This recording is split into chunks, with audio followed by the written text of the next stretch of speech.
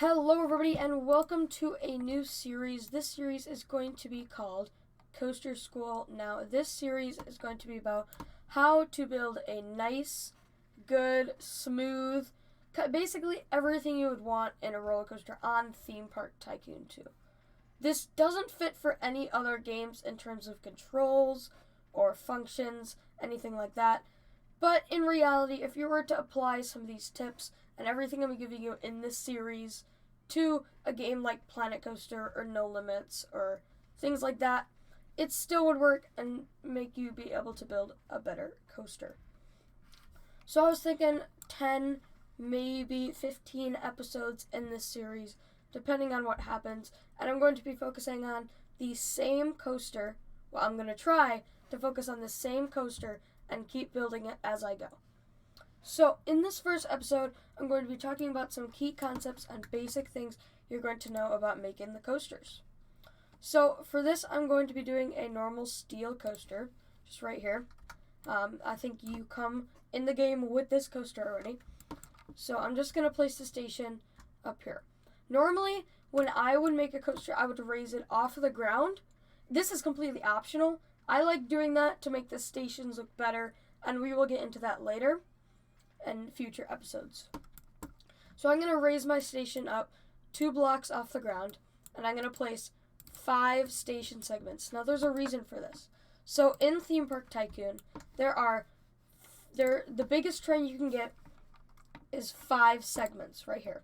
So this coaster menu, if you scroll down, you go to vehicles. The vehicle can be 5 segments long.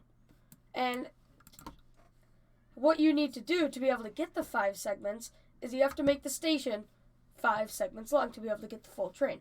If you only make it 3 segments long, you will get the 3-sides train.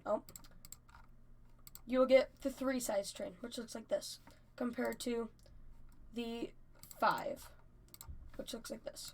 So, in order to get the biggest train, you may not want the biggest train. If you do not want the biggest train, you don't have to get it, and you don't have to make the station as big. Alright, on to the next concept. Today we're kind of just generally learning about basic things, and I'm going to start the lift hill of this coaster.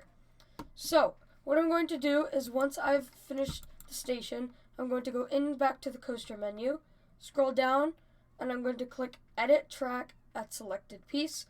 When you click Edit Track at Selected Piece, so to say I would click this segment right here and click Edit at Selected Piece, it would start editing at that piece you clicked. If I were to click over here and click Edit at the end of the segment, it will start right at the end of the segment, which is where I want in this situation. So, on most coasters, not all of them, they have a pre-lift section. A pre-lift section is maybe a little turnaround or a dip or any sort of thing like that before it actually starts going into the lift hill. So, what I'm going to do to build one of these is I'm just going to do a little down, and I'm going to curve this a little bit to the right. And in order to start your lift hill, you have to have 0 banking. So banking is the tilt on the track like this. As you can see, when I increase the banking negatively, it tilts the track to the left. When I increase the bank positively, it tilts the track to the right. So I need to make sure I have no banking to start this lift hill. Now, when you start your lift hill, obviously you're going to need the chain lift on. And I don't like to use this lift hill, this segment. I think it's way too steep. I think it's unrealistic. Unless you're going for that type of coaster, then I would not recommend using this. I would recommend popping right into the advanced editor and doing your own custom lift.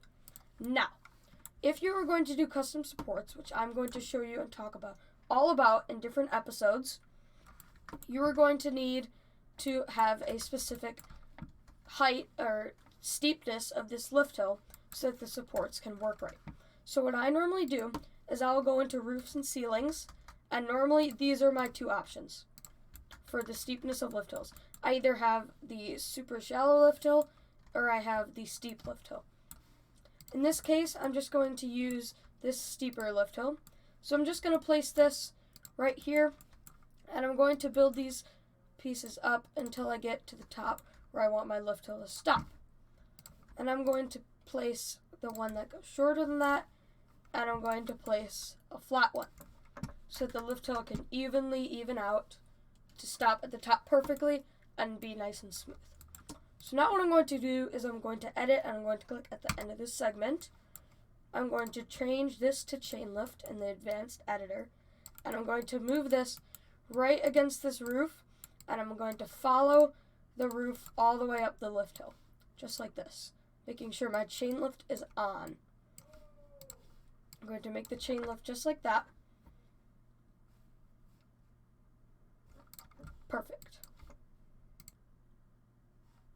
Okay, so I now have built my coaster to the designated steepness and height that I want my lift hill to be, making sure my chain lift is on all the way up the lift hill and stops at the top right there. So, now that we've done this, we are ready for the next step, which is the drop. Now, I am going to get into this in the next video. I will try and get these videos out very quickly as soon as possible. I will probably be done with this by around January 5th or 6th. I'm going to try to finish it by then. So, that is the end of this first episode of Coaster School. I hope you enjoyed. I hope you started to learn something, and I'm going to be happy to see you in the next episode. Have a good night. Goodbye.